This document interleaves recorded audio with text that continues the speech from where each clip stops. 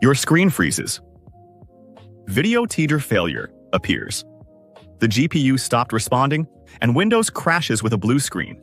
TDR, or timeout detection and recovery, resets the GPU if it's unresponsive for 2 seconds, often referencing files like nvlddmkm.sawis. GPU timeout, 2 seconds. First, fully remove your graphics driver using a tool like DDU, then restart your PC. Next, install a fresh, stable driver, avoid beta versions to prevent compatibility issues. Then, check your GPU temperature.